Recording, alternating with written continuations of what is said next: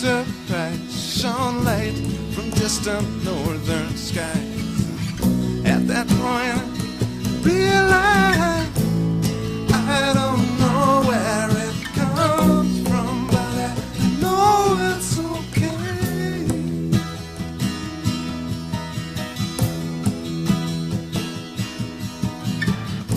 If this is all an illusion, then I'm willing to play.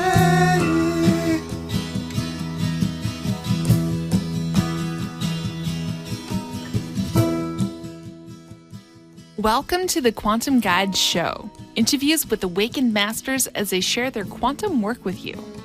The Quantum Guide Show is produced by Karen Holton, creator of the 9 Steps to Quantum Health Transformation, a free 9-step online course to give you the tips and resources you need to thrive. Karen lost and continues to keep off 178 pounds of surplus body weight as she made her dreams come true. Whether you are awakening to the ascension process or simply want a wiser, more efficient lifestyle, this program is for you. No strings attached. The Quantum Guide Show is brought to you in part by Zendome's Orgonite, Karen's unique brand of orgone generators, ethically sourced, handmade, and double charged for maximum effect. Find out how orgone generators work and what they can do for you. Don't be fooled by imitations. Check out Karen's current selection, only available from her website, KarenHoltonHealthCoach.com, and on Facebook, facebook.com/Quantum Health Transformation. Enjoy the show.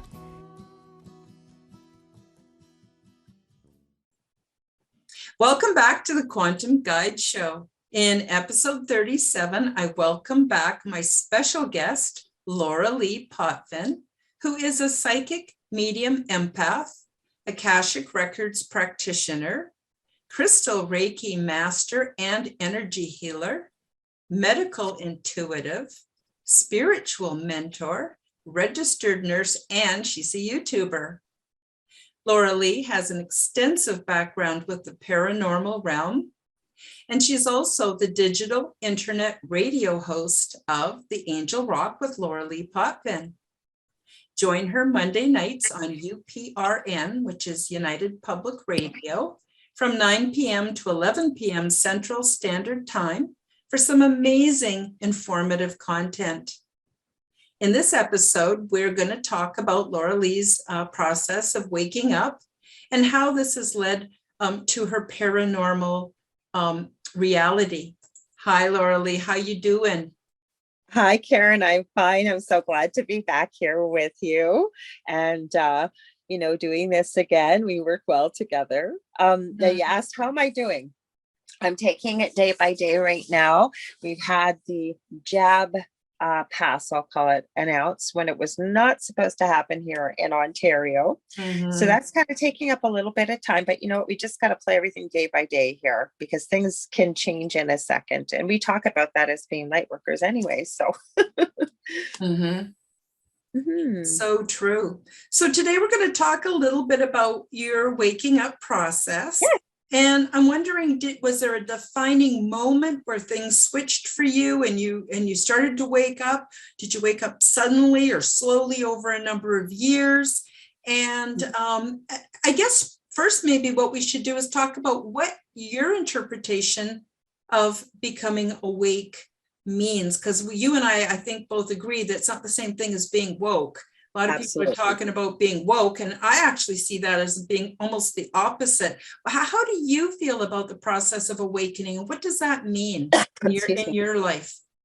Well, I believe that being awakened is that you start to literally, physically, emotionally, spiritually, and energetically wake up.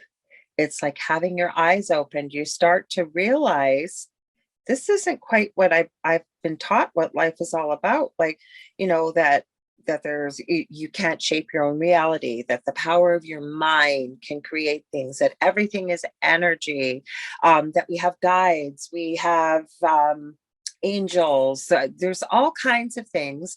And especially, it's not myself so much. Religion was forced on me, Roman Catholicism, which I never really ever bought into. I believe in a higher power. For myself, it's God. But None of it made sense to me. Everything I was seeing around in the world was not matching up when I was being forced to go to Roman Catholic school, church every week. I was getting literally nothing out of church. And being a registered nurse, I always say I've been so blessed to be there hundreds of times at the beginning of life, working in the NICU, and then out in the community, being so deeply honored, being asked to be a part of a family's journey where a loved one is terminally ill and passing from this lifetime across the veil into the next, whatever you want to call it. I call it transitioning back home. And, I was seeing a lot of things that were happening in my practice that were unexplainable. When we work in this field long enough, we realize there's no coincidences. And long story short, I started asking the questions, why? Why is this not matching up? Why does this not seem to make sense? Why are things happening like I seem to think of them? They seem to appear. We're not talking about being on Facebook typing and, mentioning, geez, I think they need to pick up some dog food and the ad shows up. No, not quite like that. And, just starting to question things. But I have to say, my paranormal experience started into this foray, but also this is when I discovered who I was. So I'll back up a little bit. Mm-hmm. Before all this happened in my previous home, I'd hurt my back. I was in bed for almost 20 years. It was work related. I can't go back to work as being a nurse.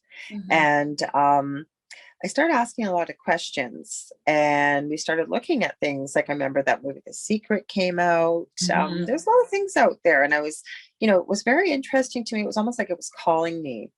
And then it was angels.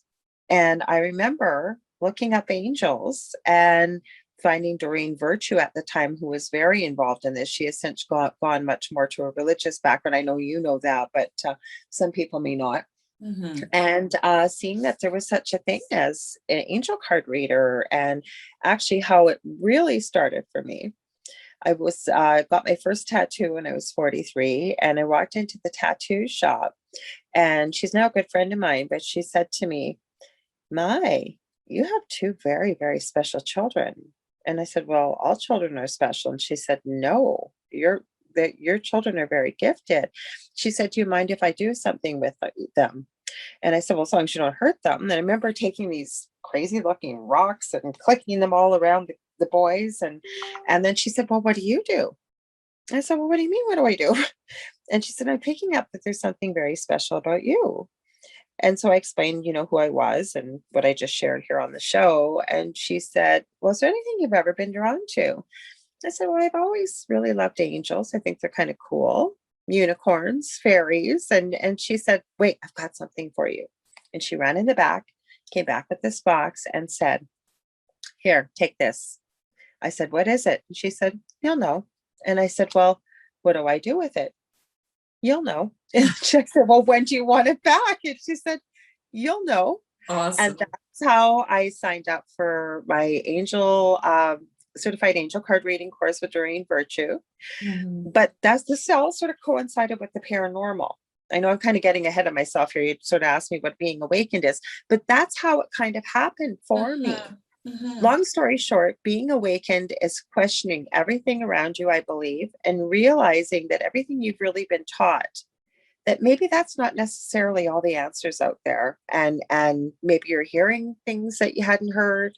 Maybe you're seeing things you've never seen before, whether it's the opening of your clairs, but there's always usually something that gives you that little jab to realize there's a lot more out there than you were ever taught or led to believe, I believe. Oh, I would really agree with you on that. Mm-hmm. I really would. And it's a bit unsettling in the beginning because I found it exciting. Did you? Oh, I found it unsettling because I was enmeshed in a community and a family who mirrored back that I was a crazy person and had very little value because of the way I was seeing things. And they felt it was their job to bring me back and correct me so that I could see the world through the mainstream. I didn't tell anybody eyes again. Because my family was the same way. My mother made fun of people who did the kind of things that you and I do now. Mm-hmm. And so the only person I told at that time was my first husband. And, he was open to it, didn't always maybe necessarily agree with it, but, knew I wasn't crazy. Mhm. Plus, the other thing is, my father is, I always say, good French Canadian Roman Catholic family. My grandmother apparently was pregnant every year for 25 years, but had 17 children. And as the story goes, my father was towards the middle end of the family. And he said he was about 12 years old around at the dinner table, and his mother was really fretting, like, where's the third oldest son, Philip? Where is he? Where is he? And as my dad told the story, my grandfather said, just sit down. He'll be home. Maybe he's a little bit late. And this was in the 50s. And then all of a sudden, I think it was, my dad said like 6:03 p.m. or something, my grandmother stood up screaming, Philip is dead. Philip is dead. Oh my God, Philip is dead. And my grandfather saying, my grandmother was from Belgium, had a very unusual name, Blondine, and saying, Blondine, sit down. You're scaring the children. Don't be ridiculous. Stop this nonsense. Well, apparently what really had happened was my uncle and his best friend were hot rodding along one of the highways here, and there was no seatbelts. And my uncle was in the front car and his friend behind him. Apparently the door opened and his friend accidentally killed him, ran right over him. The time was 6:03 p.m. and the police showed up, I believe about an hour and a half later, to let them know that my uncle had been killed. And my father said that my grandmother was very intuitive like that. And my dad had 5 sisters, never told me what ones, just said that many of his sisters were like that. So it wasn't unusual to me to hear about these kind of abilities, basically. And also, I think there is an inherited component. Like my mother was very psychic. I became psychic, but it didn't hit all of my siblings. I think it could have, but they were just so rooted in the mainstream, they wouldn't allow that to happen. So I was going to ask you too, because you're a registered nurse and you have experience in what I will call a health industry. And no disrespect to you or your work. I mean, where would we be without nurses? Seriously.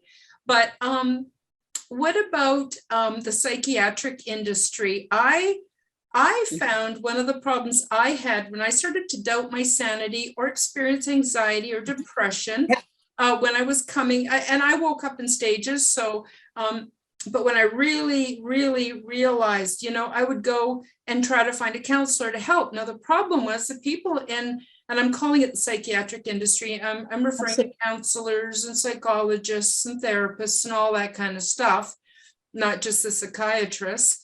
But because they hadn't woke up or awakened, they basically pathologized me and wanted to, and for a while did medicate me. And they tried to re-socialize me back into the construct. And I'm wondering if you have any thoughts about that. I do. I'd love to hear it. You're reading my mind. The reason why I was going to add this, and I guess Spirit must have told me this was going to come up because they said, don't say anything just yet about it. My father didn't share which of my aunts were able to be very intuitive or psychic as well. And he said they were very fearful of it because of the psychiatric component. He does have schizophrenia in his family. Some of his younger siblings are actually severely, at least one of them is severely schizophrenic. For those that may not know what that is, it's a deep psychosis where you have hallucinations, you can hear voices, see things, and I won't get too far deep into it, but I agree with you because I have to be very honest with you. When I meet somebody now, almost, not that we ever say people are identical, but there are identifying factors that it makes it very easy for me to see when somebody is an empath. And usually can't go into large crowds, can't be around a lot of people, have a lot of depression, a lot of anxiety, will pick up a lot of things around a lot of people, not knowing it, thinking it's all theirs, and it's not. With some education and practice, I call it a superpower, whereas you will hear people call it a curse. It's not a curse. It's a beautiful gift. It's learning how to manage it, just like anything else. Now, with schizophrenia in particular, I'm going to be real honest with you, Karen. I've had this conversation with my partner quite a bit. I think he has a cousin that has supposedly severe schizophrenia. And I remember him telling me about an incident where he was all dressed in black, like the Terminator from one of the Terminator movies on a motorcycle with a shotgun. And he was at one of the beaches and he was shooting at supposed demons. And I've said this many, many, many times, and I've met more people that are awakened in this field have agreed with me. How many times have people been hospitalized? Or, I mean, don't get me wrong, there are some people I have seen that have been very ill with mental illness, and it's pretty easy to tell. But then there's others that are having hallucinations or saying they're seeing things or hearing things. How do we not know they really are? I have to say that, like, I have really, really, really questioned the psychiatric field, especially with the awakening field. And it's a scary place to navigate, especially like you shared your own experience. And, you know, the first thing is, especially in Western medicine, is to write a prescription, you know, numb all that down. Even I'll be honest with you, one of my own children he's a classic empath. And he finds he needs an antidepressant to manage his symptoms. Now, I've tried to be very respectful. Spirit has shared with me there will come a time when he will fully embrace his gifts, because both my children have gifts, which we just talked about, that it does run in families. He's starting to actually start doing some readings, whereas there's been many times growing up, he has renounced his gifts. He wants nothing to do with it. And I've tried to respect, but still support him. Now, I'm hoping there's going to be a day where he won't need those kind of medications, because it can be very real and very overwhelming, as you probably, sharing your own experience, can vouch for, with the depression and the anxiety. And when we're that open, if you will, and picking up people's pain and people's thoughts and people's emotions, you know, to how to know the difference between your own and it's somebody else's. And then trying to talk to a professional about this that isn't awakened. They do think you're crazy. And I think it leads to a lot of inadvertent, not intentional, but a lot of gaslighting. Now, when you go see a counselor or something, you're vulnerable, you're open. To get gaslit is horrible. But even worse than that, I got to tell you something that's happened to me. And I only recently found out that I had the habit of doing this, because I didn't realize it was subconscious. But I've always been able to pick up on the unspoken, repressed thoughts of other people, which is a horrible gift. In a way, it's a good gift, but for most of my life, it was horrible. Two reasons. One is I was enmeshed in religion. I was always seeking support from religion. All that did was take me further away. But like, for instance, I knew, like, when my parents would have, my parents were really into entertaining, and they'd have company, and I knew the guy was a pedophile. I just knew. Well, I couldn't tell anybody. If I tried, I got punished. I got shut down. And eventually, and it doesn't matter where I am. And I got to tell you, Lorilei, this is really, really screwy. But we think, you know, when we walk around mainstream reality and we go to Walmart, we go to a restaurant, we don't realize how many pedophiles and perverts and bad people there are. And I was, of course, never warned about that. I was taught, oh no, people are really good and all that. Long story short, I started gaslighting myself. So when I would have my intuitive feelings come up, I would gaslight myself. And I got into the habit, didn't even know I was doing it. It was only recently I was actually watching Dr. Ramani. You and I are big fans of Dr. Ramani, and I was watching one of her videos. And I realized, holy smokes, I'm constantly gaslighting myself. So I'll get an impression from someone and go, oh, no, give them the benefit. There's no way. Like, you don't know. How would you know that? Blah, blah, blah. But since I found out that I was gaslighting myself, of course, now I'm working on stopping it and validating those inner feelings. So would you agree with that? Or how would you agree on that? I would. And, you know, I always say part of what I do with teaching people is we are our own worst enemies. That inner voice that comes in and tells us when, you know, and I won't bring up anything personal, but even you and I have talked about this, that, you know, and something will come up and you'll think, oh my God, I'm a terrible person. Oh, they must really not like me. Like, why would they do this? And, you know, but that's part of nature. We've been taught that, especially when you grow up in a home where there is a lot of verbal or emotional abuse or whatever it may be.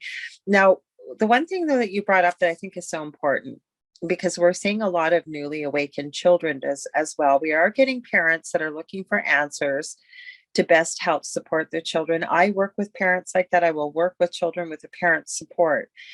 But I think that's a really terrible place for a child to be. Like you said yourself, you could pick this up, but who could you tell you'd be punished? I had this happen many times to me as a child. And, I always, one thing I say, almost any podcast I'm on, especially it has to do with the paranormal. What are your children saying and feeling and seeing? If your child has an imaginary friend, find out a lot about that imaginary friend. And what are your pets seeing? How are your pets acting? What are they doing? Because I truly believe that we all have these gifts when we are born. And then as we get older, and I say, just like when you're a natural born, maybe athlete, artist, musician, leader, okay, there are some traits that we hang on to. There are others that we let go. We have the potential to be all these things. But I think that also goes with these gifts. And as we fall more into the mainstream narrative, if you will, we're told you're too old for that. That's just part of your imagination. Don't be ridiculous. Grow up. Your people are going to think you're crazy if you say stuff like that. Yeah. Let's say your child's telling you they're seeing the fairies out in the garden or something, whatever that may be. To be open as a parent to explore that. But a lot of people aren't. If you're not awakened and you've been raised that way to believe that that's nonsense, we start to lose it. Whereas children live in the now, like I say, they don't have adulting responsibilities. They got a lot more nowadays than they've ever had. But their work is play, especially very young children. I mean, how many videos are out there? And folks, if you haven't seen them, I urge you to look them up. They're beautiful. There's one in particular on YouTube. It's a little girl about 18 months old. I believe she's African American. Not that it matters, but this particular video I'm talking about, if somebody finds it, and they're at her grandmother's gravestone, and the mom's filming her, and this little one can barely talk, and she's going, "Hello, Grandma." You can tell she's talking to her. She goes, "Okay, I give you a kiss." And she kisses the air. And you can tell this child is interacting with something that is there. I believe it's her grandmother. And again, what a different world we would live in if we actually, meditation was normalized. It was something that was taught right from birth. Being able to see the big picture holistically, learning about self-love, learning about all these things that we've never, ever been taught growing up from childhood that many of us are discovering as adults. Be such a different world. Oh, I agree. I mean, here I am I'm over 65 years old, and I'm finally starting to learn some of these skills. I mean, I've been learning them all along, but the biggest challenge for me in the awakening process is once I kind of, get over the shock and awe, and I've had levels of it. I fortunately didn't get hit with it all at once, because it's a lot. Some people do. Their eyes are I open do know and some whammo. people that have, yeah. And that is tough. It is tough enough just to wake up in levels. But I think what it is our consciousness will only give us what we can handle, and then we deal with that, and then something else, and on it goes. But I totally agree with that. Well, go ahead. Sorry, Karen, I've got a delay. Go ahead. Sorry. No, go ahead. It's all good. No, I was going to add is I had this slow awakening, but then I had a huge thing that happened that it came very quickly. So I know you know this story, but we had just watched The Secret. I was still with my first husband, and we moved into his childhood home. He had been there since a baby. His parents owned it.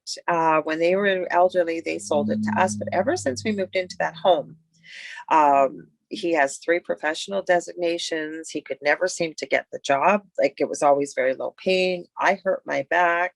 My second child was born with severe autism. Now, this all could have happened in other homes, okay? But my eldest child, from the age of about 15 months old, he couldn't sleep in his bedroom. Kept saying, "Somebody in my closet," wet eyes. He kept saying like all kinds of things. Anyways, we had just finished watching The Secret, It was that movie that had come out with the book. Oh yeah, And that's what really inspired. well, no, me. this isn't quite what happened. So Oh, I was able to get out of bed every now and then, and I would craft when I could lay down because I couldn't just sit there and watch TV, and I would make dog accessories. So when I could get out, I would go to a lot of my favorite local shops. And one day in particular, and like I said, we had just watched this movie, and everywhere I went, people wanted to carry my merchandise, but they refused to take any compensation for it. I was utterly floored. And I remember going home and saying this to my ex-husband now, like, what is this? Like, this is crazy. And he said, well, maybe it's a secret. Well, that night, and this was all probably 16 years ago, I remember this dream like it happened 20 minutes ago. There was a tree in my front yard at my old house, and I was out in the front yard, and I looked up into the tree. And I always say I'm not kind of a high maintenance kind of person, but you could tell this person had a very expensive dark charcoal gray striped pinstripe suit, white shirt, very crisp look, almost like silk, if you will. This is how vivid this dream was. And a black tie. It was a Windsor knot. I can even see it. Oh, I'm getting goosebumps. But as I looked further up, I could see his face. And it was kind of this sickly, kind of whitish gray. He had black slick back hair to about here, very neatly trimmed goatee and mustache. As my eyes met his eyes, they went from pure black to fire. And he said, hello, Lorilei. He goes, that little craft business that you have? He goes, that's nothing. He said, I can give you wealth. I can give you fame. I can give you anything and beyond your wildest dreams. All you have to do is agree to follow me. And I remember in my dream, and it's not radio friendly or video friendly, what I told him to do. And it was not agreeing to follow him. I can tell you that. It was like, get the HE double hockey sticks out of here, basically. And that's not quite how I said it. And I then said, who are you? And this entity identified itself as demonic. It gave me its name, gave me the spelling of its name.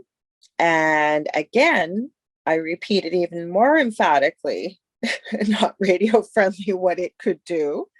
And then I remember it looked at me down from the tree and went, oh, no, no, no, no, no. Every time you see a crow or a raven, guess who it's going to be? And I remember calling on Archangel Michael. And again, this was just all new to me, these angel things. This was all kind of happening at the same time. And I've got major goosebumps, and it's not cold. There was this brilliant, like words can't do it, description of royal blue flash of light with silver and white. I awoke sitting up, utterly shaking in a sweat and crying. And I am not a crier. And I remember telling my husband, like I said, backing up, just when I said everybody wanted to carry my stuff, he tried to say, oh, that maybe it was a secret. So all this stuff sort of started to happen. All heck broke loose in my house after that. Now, of course, I'd already started doing research on angels, and I had quite a library. I was looking for this name. I'd never heard it in Catholicism. Being raised, I said, like going to Catholic school, being raised, I had all my sacraments, being forced to go to church. And all heck did break loose. But very interestingly, this is probably about 4 or 5 years ago, because I kept saying to Spirit, as we call who we work with in the positive realm, Spirit, collectively, I really don't want to be doing this, because I kept getting, and I still do, people were getting very dark things happening to them, needing information, needing help. And, somebody had contacted me and said, I had a dream and I was given this name, and I just feel intuitively like it's something very bad. What do you know about it? And I said, well, they had actually said demonic. And I said, well, I'm not an expert in that field, but I can certainly have a look for you. And there, right on that page where I found that name I'd been given by somebody contacting me, was a name I had been given 10 or 11 years earlier. Exact same name, exact same spelling, exact same animal form that they had told me. Wow. So that's kind of how I really very quickly became awakened to my gifts, to my life purpose. And the way I look at this is, I say, I wouldn't have wished our experience on a blade of grass. Like my now partner has been thrown 15 feet across the kitchen in their old house, Wow. bites, scratches, you name it. But I don't look back in anger or hatred, because that is what pushed me to do what I believe I was meant to be here for and what I'm meant to be doing. I've even worked with one of my mentors and said, I mean, I have seen people possessed on camera, levitating, just creepy, crazy stories you would not believe. And I contacted my mentor and I said, what is going on here? I'm letting spirit know I don't want to work with this stuff. I really don't. I'm not comfortable. And, you know, going into my Akashic records for me, I can do it myself, but to have your mentor do it, it really helped give me some clarity. And these are her words, not mine. And she just said, some people in the light worker field are called to be sharing that light with the dark that is out there for people that need that kind of assistance. And what I'm hearing, Lorilei, that is part of your role, if you will, while you're alive in this lifetime. So that's kind of how it all fell together. Wow. Yeah, wow.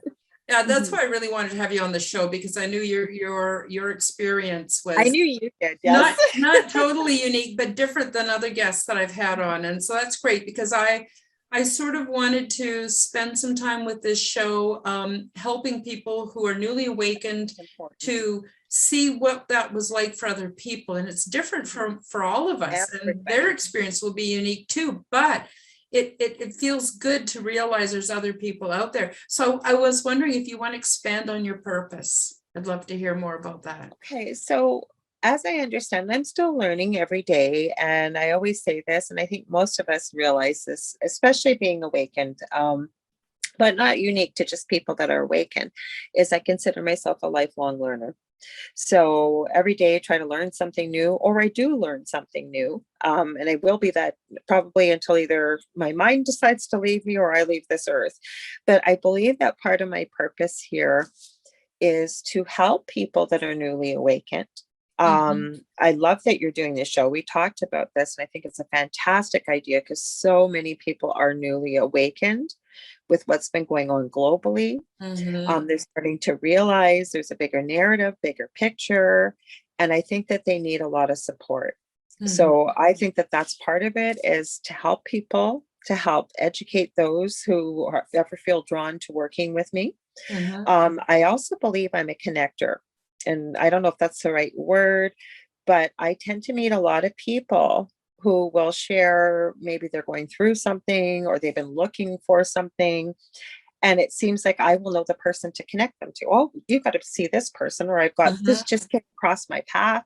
I think it's about sharing the light with the dark, because when I was seeking answers in the beginning of this paranormal experience, it became like an 18-hour-a-day full-time job, and meeting people from all over the world trying to find answers. And what I kept getting from people that were very gifted or psychic was, this is happening to you because you're going to be doing something positive in the light that they don't want you to be doing, meaning in the dark.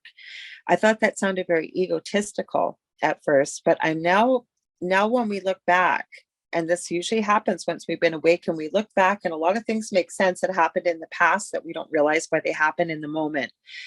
I've had certain people that are very gifted that have been told by spirit, reach out to Lorilei, because maybe there's some negative that's coming into something that we're trying to work out. Say exactly what's happening in the world. For example, somebody I know has been channeling a spirit that's been trying to help from the other side.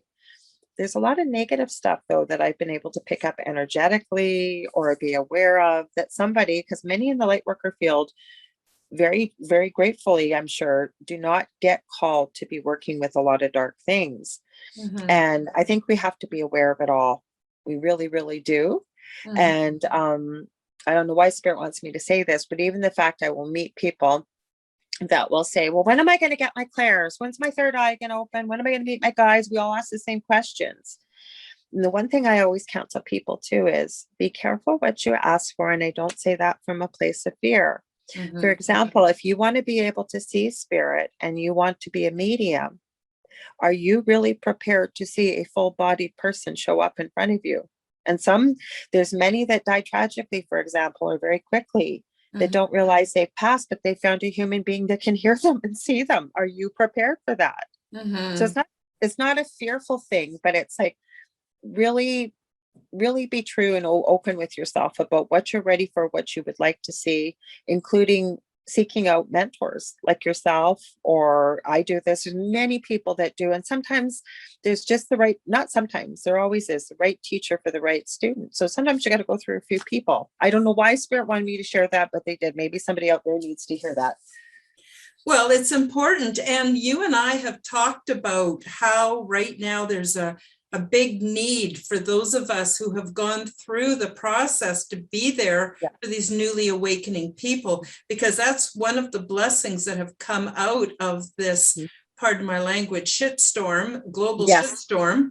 It's waking people up left, right, and center. So you and I have already agreed to it and agreed, that this is what's needed. And I know you're setting up yourself up to be so that you can offer that kind of support beyond what you already do. And so am I. And so I've said on a recent show that I did that I will only refer people to people I know and trust. People who have stood the test of time with me. Because, I can't refer someone, it doesn't matter how rich and famous they are, I can't refer someone to them if I don't know if they're full of baloney or not. And I have met some really high level people who claim to be this, that, and the next thing. And then you find out behind the scenes, their lives are in rack and ruin. They're terrible the way they treat other people.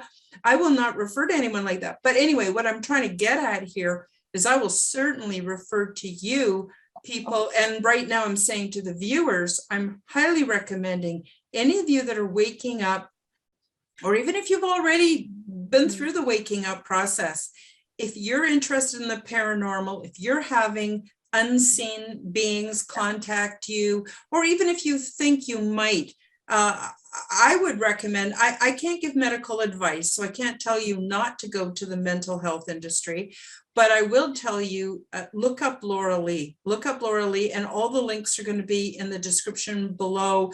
And we're not quite finished yet, but I just wanted to make sure I said that while we still had time. I want to add something, Karen, because this kind of broke my heart, but it's true. I remember, because I belong to lots of groups, and most of us do on Facebook, and somebody that was newly awakened was absolutely devastated. They literally had posted, I had thought when it said light worker or empath, that this meant that somebody was very awake and loving and all giving, and not meaning naivety, I guess, but they really had believed that. And I think I believed that in the beginning too. So, and again, I'm not coming from a place of fear, folks. Please don't think that was some of the things I've shared with you, but it builds off of what you just said, Karen. Just because someone calls himself a light worker or whatever it may be, doesn't mean necessarily they are. So you need to find your people that you'll vibe with, the teacher you'll vibe with. The other thing is too, you may hear a lot of things about some people may be very negative. And I always try to remember, I say, it's not my job to judge. Plus, I try to meet that person myself before I form an opinion. So somebody that may say, well, don't go to that person, they're terrible or whatever. Maybe they're the perfect fit for you. But what I'm saying is we're all human beings in the beginning. So you kind of got to hear, I always say, if they're not going to walk the walk or talk the talk, or the fact that truth always reveals itself, just be open to that, because we're dealing with human beings first before. So just because someone slaps the name of light worker on their door does not mean that's what they are. Totally. And if people are waking up and they're energy sensitive, they'll certainly pick up on that, right away. And, it's so important to listen to those gut instincts, those inklings, those impressions. And when I listen to them and don't gaslight myself, I do way, way, way, way better. But I really recommend people to check out your work, all of your work. And it was funny, earlier on you were talking about play. I'm a grown-up who has a high need for play. And we all do. And so all your craft work and all your resin work you're doing and anything, it's just, we need to just lose ourselves in those things sometimes to to play, you know, because being an adult is really hard work. We all need to play. And I meet people that are so stressed out and they're saying, I don't know what to do with myself. I don't know what to do with all this time. And I'll say, well, what brings you joy? Yeah. I have no idea. So then I go to, what did you used to love to do when you were a child? That is my next one right there. No matter how ridiculous you may think it is, how crazy, how silly, do it, because this is what we need to do, is raise our vibration. And if you're new to the field, you're going to hear that. All it means is you want to remember what brings you joy, what makes you laugh, what makes you smile, what makes you feel love.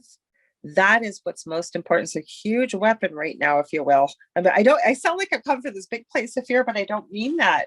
But no, you know I what? didn't take it that way. Love is one of the most powerful emotions out there. I'm not trying to promote my YouTube channel, but there's 2 videos on there that I share constantly. And one of them is, I call it a love shield. So if you are a person that is empathic or you're sensitive to energy or other people, again, let's not come from a place of fear.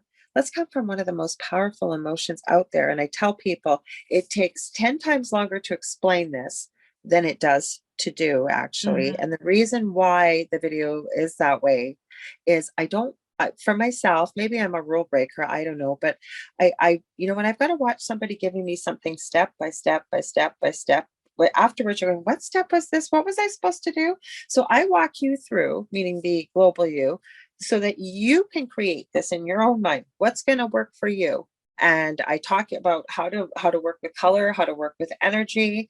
The other thing that is super important right now is grounding, especially if you're going to be in this field and newly awakened. So I have another video called Grounding and Gritting. And those 2 things there can never serve you wrong. Never. Going out in public, not being able to be around a lot of people, you're stressed out, lower vibrational, whether it's anger, sadness, depression, all of those things, it can help immensely with all those things.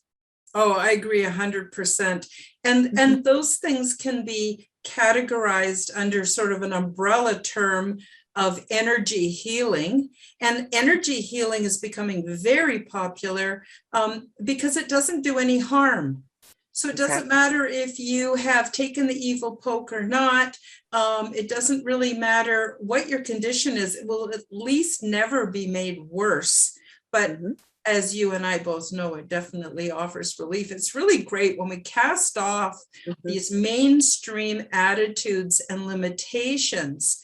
This whole world opens up for us, for healing, for community, for all kinds of things, so that our lives can be so satisfying. We're mildly concerned about what's going on out there, but the big thing is we know that if we're going to deal with it, we have to be good in here. Once we get good in here, we can deal with anything out there. We've got our own back. How amazing is that? And then, of course, there's the spiritual realm, which can be anything from ET to angels to fairies. Yes, and I've had experience with many of those things. Yeah. Manifestation right now. I don't know about you, Karen, but I've been talking to people. I've been noticing it myself. And I had somebody say to me that works with it a lot, that things seem to be manifesting a lot quicker. Just as time's going by quicker. Maybe it was you that said this, but it's true. So learning about the law of attraction or manifestation, you can create your life. You can create what you want. You can bring it. Maybe I wish you was having this conversation. I don't know. It's funny. Those of us that are like-minded often have very similar conversations. Yeah. Oh, that's wonderful. But those are things that start to open up to you. Don't be daunted by the amount of information out there, because I always say feel smaller than a one-celled organism when it comes to delving into this other world, if you will. It's just one day at a time. And I think it's like you said, when you awaken, you just take on what you can and you just go through it every day. And you know what? Consider yourself a lifelong learner, or however you want to put it out there. We're not going to learn it all in one day. And I know when I started with this, it was overwhelming with the amount of information. And I think the reminder for me was it took 4 years to go to university to get my degree. I know you've been to university working on your degree. Many people have too, regardless, school in particular, right? We don't start in kindergarten and end up in the 12th grade graduating all in one day. So it's one day just building on top of it, building on top of it, building on top of it. Yes, absolutely. Another way of looking at it that's very similar is I have my brother's partner is a concert pianist, just the highest level concert pianist. Yes. And when you listen to him play, oh my God, it's amazing. Now, he didn't just get born with that talent. He started one key at a time. D, D, D, D, D, D, I D, love D, that. D, D. That's how he started. And every day he got a little better and he got a little better. And that's how he became a concert pianist. So it's what we put our time and our intention into. And you know, our time always goes by so quickly. We have a few more minutes. I'm wondering if you can tell folks what kind of things you're doing, like the Akashic Records and the energy healing and whatever you want to talk about. Sure. Please talk about what you can do and how you can help people, because we all want relief. We all want it yesterday, but we're still. We got it. Well, so one of the things I do is I do mentoring. Like I mentioned, if you have a newly awakened child, I've been through this with both my children, other people's children. Of course, I would never work with a child without parents' permission. Or you're newly awakened. Those are things that I offer. I'm going to mention it here. I don't know the date. I've talked to Karen about it. Many of people that I trust and know. I'm hoping that like I say, we're going to probably get past September here, but I'm going to try and draft together. I'm not sure if it's going to be a master class or what, but I know so many beautiful, amazing people in this field that all have a piece of the puzzle to add. That I'm going to try and put together, I think, a master class, meaning it'll be free. We'll all maybe do an hour presentation. It'll be videotaped. It'll be out there. And then you might feel or find the person that you're meant to work with and move on further from there. So that's something that'll be coming in the future. I do crystal Reiki, and I need to make a video about this because people have no idea what this is. It involves Reiki, involves crystals, but what it is too is it's almost like being a nurse in a way. You come to me with a history, tell me why you're coming, what you're needing help with, regardless of what that may be. Usually shows up in your energy centers or chakras, because each energy center has usually life, physical, emotional, mental, spiritual things associated with each chakra. We go through, I check them all. When you first come, it's usually at least an hour and a half, 2 hours. And I balance your chakras from the front and the back. The back doesn't need it that often unless you have like a major life change, like, maybe you've moved or getting married or divorced or something. There's chakras in the ears. So a lot of times you get a lot of past life information through there. Then after all that's done, I pull all your energy down, ground it, and then I check your aura afterwards, or your energy field. People may think that sounds really woo-woo. So even your boundary around you, that when you know somebody stepped into your personal space, even if you want to call it that, you would not believe. I did it for a friend once, and I did not know this. And I said, "You have any problems with your left ankle?" And he went, "Oh my God, how the heck would you know that I had a really bad motorcycle accident like 15 years ago? Nobody knows about that." I said, "Believe it or not, Spirit didn't tell me, your energy field did."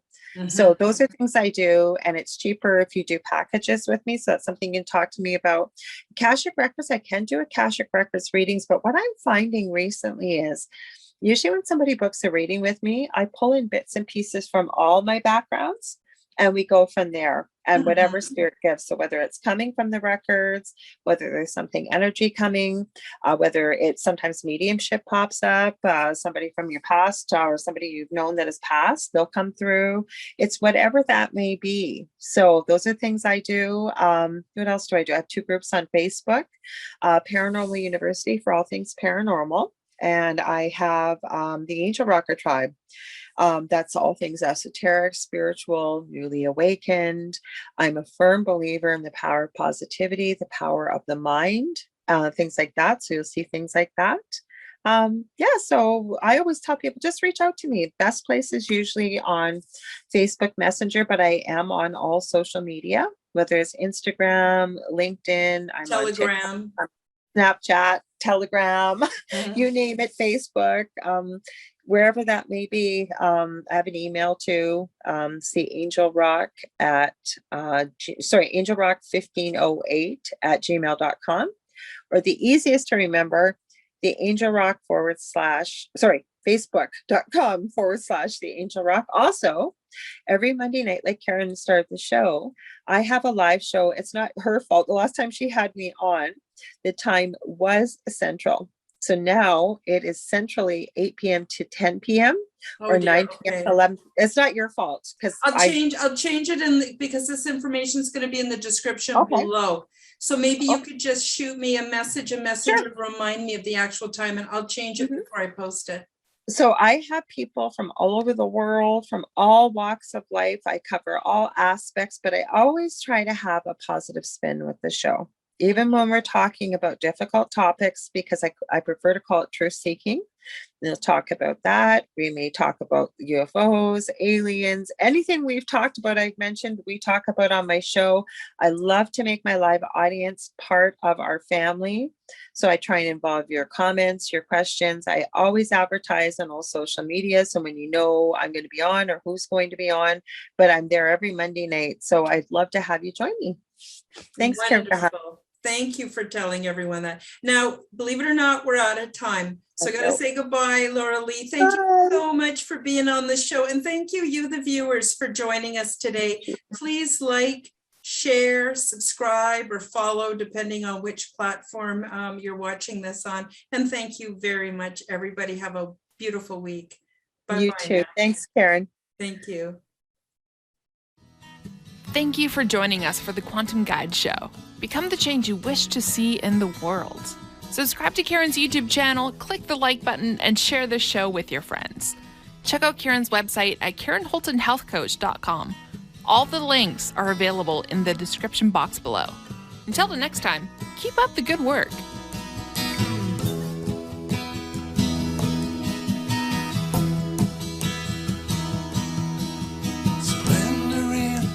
Endlessness puts all my inner strife to rest. For time gives birth to hurriedness. It all makes sense, well, more or less. And the sages put me to their test. With heart and soul to do my best to find the answers to my quest. I wonder and I must confess, I don't know where it comes from, but I know it's okay.